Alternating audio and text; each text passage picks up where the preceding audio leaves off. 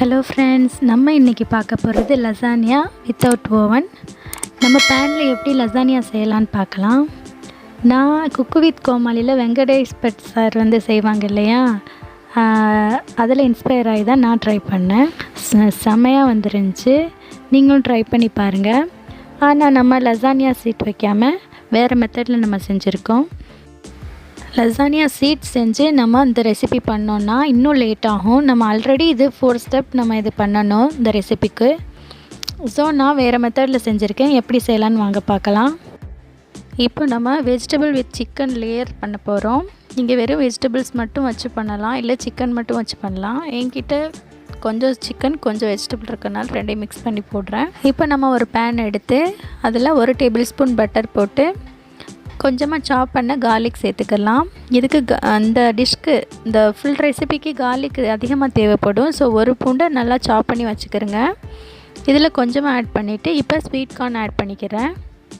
உங்கள்கிட்ட என்ன வெஜிடபிள்ஸ் இருக்கோ, கேரட், பீன்ஸ், பட்டாணி, இது எது வேணாலும் போட்டுக்கலாம். மஷ்ரூம் ஆட் பண்ணிக்கலாம். இப்போ நான் ஃப்ரை பண்ண சிக்கனை கட் பண்ணி சேர்த்துருக்கேன். நல்லா ஃப்ரை பண்ணிவிட்டு இப்போது நம்ம சில்லி பவுடர் ஆட் பண்ணிக்கலாம். 1/2 டீஸ்பூன் சில்லி பவுடர். சில்லி பவுடருக்கு பதிலாக சில்லி ஃப்ளாக்ஸ் ஆட் பண்ணிக்கலாம். என்கிட்ட இல்லாததுனால நான் சில்லி பவுடர் ஆட் பண்ணுறேன். இப்போ பீஸா சீசனிங் இல்லை மிக்ஸ்டு ஹர்ப்ஸ், இத்தாலியன் சீசனிங் எது இருந்தாலும் நீங்கள் கொஞ்சம் ஆட் பண்ணிக்கிறேங்க. இப்போ நான் மிக்ஸ்டு ஹர்ப்ஸ், இத்தாலியன் சீசனிங் போட்டிருக்கேன். இது ஆப்ஷனல் தான், இது கண்டிப்பாக போடணும்னு அவசியம் இல்லை.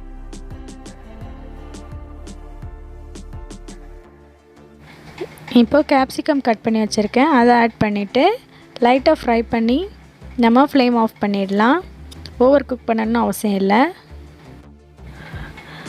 Vegetable with chicken layer ready.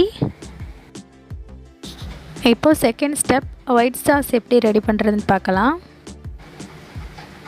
இப்போ ஒரு பேனில் 2 டேபிள் ஸ்பூன் பட்டர் எடுத்துக்கலாம். பட்டர் மெல்ட் ஆனது 1 டீஸ்பூன் கார்லிக் சாப் பண்ணது சேர்த்து நம்ம ஃப்ரை பண்ணிடலாம். கார்லிக் ப்ரௌன் ஆனதும் 3 டேபிள் ஸ்பூன் மைதா மாவு ஆட் பண்ணி ஃப்ரை பண்ணிடலாம். மைதாவை ஃப்ரை பண்ணும்போது கெட்டியாகும். நம்ம கொஞ்சம் கொஞ்சமாக மில்க் ஆட் பண்ணி நம்ம கரைச்சிக்கலாம். அப்படி கரைக்கும் போது நீங்கள் விஸ்க் யூஸ் பண்ணுங்கள், அப்போ தான் ஈஸியாக கரையும். நான் டோட்டலி 650 ml மில்க் ஆட் பண்ணியிருக்கேன் இந்த ஒயிட் சாஸ் பண்ண.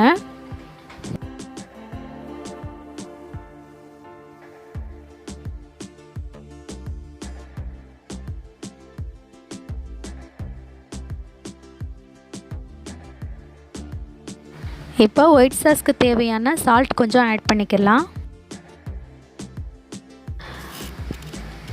பால் கொதிக்கும் போதே நம்ம mixed herbs and Italian seasoning add பண்ணி கொதிக்க விடலாம்.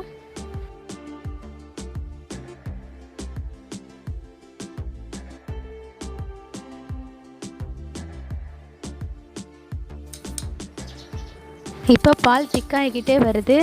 நம்மளுக்கு ஒயிட் சாஸ் ரெடி ஆகிடுச்சு. நம்ம இந்த ஸ்டேஜ்லேயே ஆஃப் பண்ணிவிடுவோம். ஆறின பிறகு இன்னும் திக்காகும். இப்போ தேர்ட் ஸ்டெப் ரெட் சாஸ் எப்படி ரெடி பண்ணுறதுன்னு பார்ப்போம். நான் ரெட் சாஸ் ரெடி பண்ண போகிறேன். அதுக்கு நான் 10 தக்காளி எடுத்துருக்கேன். தக்காளியை பாயில் பண்ணி தோல் உரிக்கணும். ஸோ டாப்பில் இப்படி கட் பண்ணி நம்ம பாயில் பண்ணிக்கிடலாம். சாதாரண பேன்லேயே நம்ம பாயில் பண்ணிக்கிடலாம். நான் கொஞ்சம் டைம் சேவ் பண்ணுறதுக்கு நான் குக்கரில் ஒரு விசில் வச்சு எடுத்திருக்கேன்.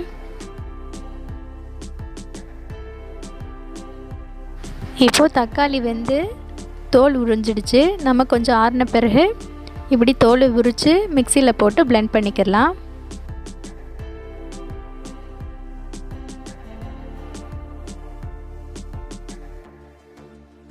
இப்போ ஒரு பேனில் 1 டேபிள் ஸ்பூன் பட்டர் எடுத்துக்கலாம். நாம் சாப் பண்ணி வச்சுருக்க கார்லிக் மீதி இருக்க எல்லாத்தையும் இதிலே போட்டு ஃப்ரை பண்ணிடலாம்.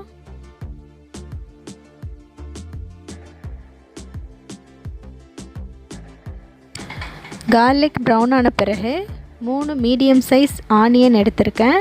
நல்லா சாப் பண்ணிவிட்டு அதை ஆட் பண்ணிக்கலாம். ஆனியன் கோல்டன் ப்ரௌன் ஆகணும்.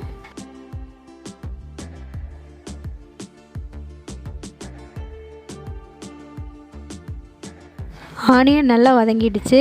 இப்போ நாம் ரெடி பண்ணி வச்சுருக்க டொமேட்டோ பியூரியை ஆட் பண்ணிக்கலாம். நல்லா மிக்ஸ் பண்ணி விட்டுட்டு நம்ம பிளெண்டரை கொஞ்சமாக தண்ணி ஊற்றி கழுவி அதையும் இதில் ஆட் பண்ணிக்கலாம்.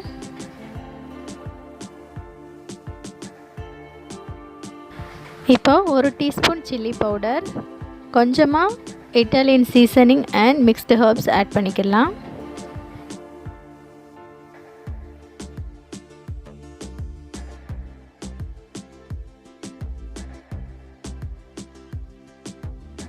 நல்லா ஃப்ரை பண்ணிடலாம், எல்லா மசாலாவும் மிக்ஸ் ஆகிற மாதிரி.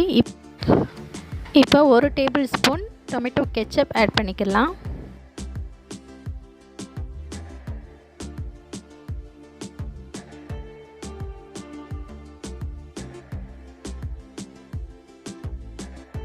இப்போது இதுக்கு தேவையான அளவு உப்பு ஆட் பண்ணிக்கிடுவோம்.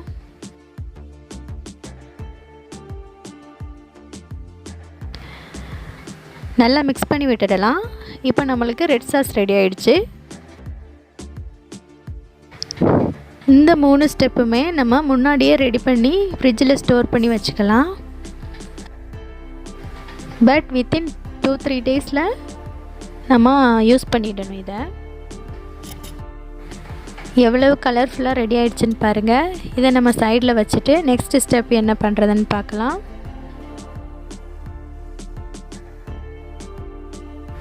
லசானியா ஷீட்டுக்கு பதிலாக நான் இப்போ ப்ரெட்டு தான் யூஸ் பண்ண போகிறேன். அதை இப்படி ரோல் பண்ணிவிட்டு நம்ம கொஞ்சம் ப்ரெஸ் பண்ணிக்கிடலாம். கொஞ்சம் கொஞ்சமாக ப்ரெஸ் பண்ணி விடுங்க, ரொம்ப ப்ரெஸ் பண்ணினா பிஞ்சிடும். பாருங்கள், இப்படி இருக்கணும். சைடில் பாருங்கள் எவ்வளோ தின்னாக இருக்குது. ப்ரெட்டோட சைட் பார்ட் வந்து கட் பண்ணணும்னு அவசியம் இல்லை. கட் பண்ணியும் செய்யலாம், கட் பண்ணாமையும் செய்யலாம்.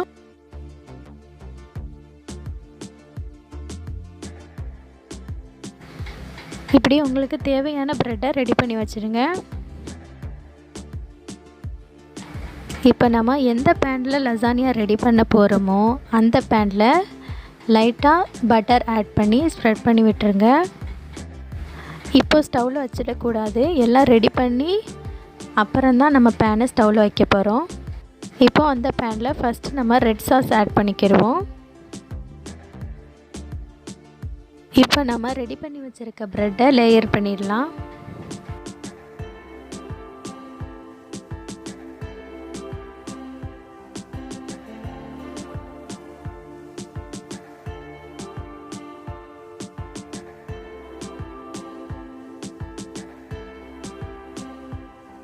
ஃபஸ்ட் லேயர் ப்ரெட் வச்சாச்சு. இப்போ second layer red sauce add பண்ணி ஸ்ப்ரெட் பண்ணிவிடுங்க.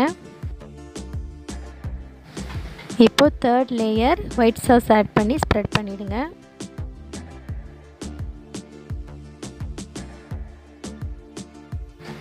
இப்போ ஃபோர்த் லேயராக வெஜிடபிள் வித் சிக்கன் நம்ம ஃப்ரை பண்ணி வச்சுருக்கோம் இல்லையா, அதை ஆட் பண்ணிக்கிடுவோம். இப்போ ஃபிஃப்த் லேயராக மொசரல்லா சீஸ் ஆட் பண்ணிவிடுவோம். நல்லா ஹேண்ட்ஃபுல் போட்டுருங்க.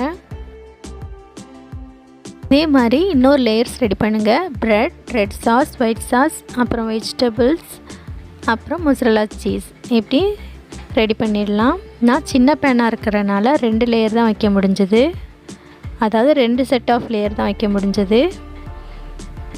கிட்ட பெரிய பேன் இருந்தால் 4 லேயர் 5 லேயர்ஸ் வைக்கலாம். நான் இன்னொன்று பெரிய பேனில் செஞ்சு காமிச்சிருக்கேன், ஃபைனலாக ஆட் பண்ணுறேன், பார்த்துக்கிறேங்க.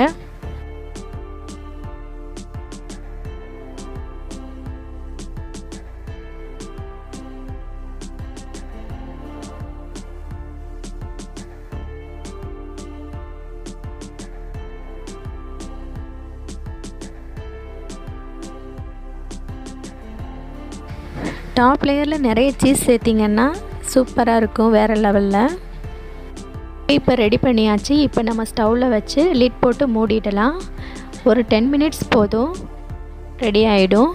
நீங்கள் லசானியா ஷீட் போட்டால் தான் 20 மினிட்ஸ்க்கு மேலே ஆகும். நம்ம ப்ரெட் தான் யூஸ் பண்ணனால சீக்கிரம் ரெடி ஆகிடும். சீஸ் எவ்வளோ சூப்பராக மெல்ட் ஆகிருக்குன்னு பாருங்கள், பார்க்கவே எவ்வளோ எம்மியாக இருக்குது. இதை கொஞ்சம் 5 மினிட்ஸ் ஆற விட்டுட்டு நம்ம கட் பண்ணி சர்வ் பண்ணால் செம்மையாக இருக்கும்.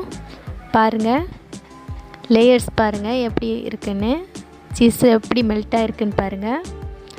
டேஸ்ட் வேறு லெவலில் இருக்கும். நீங்கள் செஞ்சு ட்ரை பண்ணி பாருங்கள்.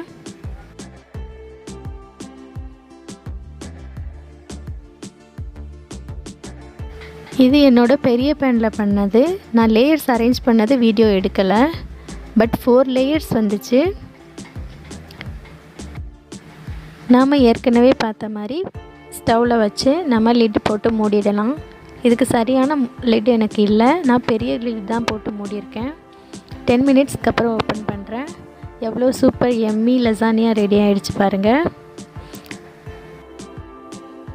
இப்போ இதை கட் பண்ணி சர்வ் பண்ணிடலாம். உங்களுக்கு விருப்பமாக ட்ரையாங்கிள், ரெக்டாங்கிள் என்ன ஷேப்பில் வேணுமோ அது மாதிரி கட் பண்ணிவிடுங்க. நான் இப்போ கட் பண்ணி பார்க்குறேன். எவ்வளோ சீஸியாக எம்மியாக லேயர் எவ்வளோ அழகாக வந்திருக்குன்னு பாருங்கள். ஓகே ஃப்ரெண்ட்ஸ், இந்த டிஷ்ஷை நீங்கள் கண்டிப்பாக ட்ரை பண்ணி பாருங்கள். செம்ம டேஸ்டியாக இருக்கும். இந்த வீடியோ உங்களுக்கு பிடிச்சிருந்தால் லைக் பண்ணுங்கள், உங்கள் ஃப்ரெண்ட்ஸ் அண்ட் ஃபேமிலிக்கு ஷேர் பண்ணுங்கள், அண்ட் சப்ஸ்கிரைப் பண்ணாதவங்க சப்ஸ்கிரைப் பண்ணுங்கள். பெல் பட்டனை தட்டி விடுங்க. முக்கியமாக எப்படி இருந்ததுன்னு சொல்லி கமெண்ட் பண்ணுங்கள். ஓகே ஃப்ரெண்ட்ஸ், பாய், தேங்க்யூ.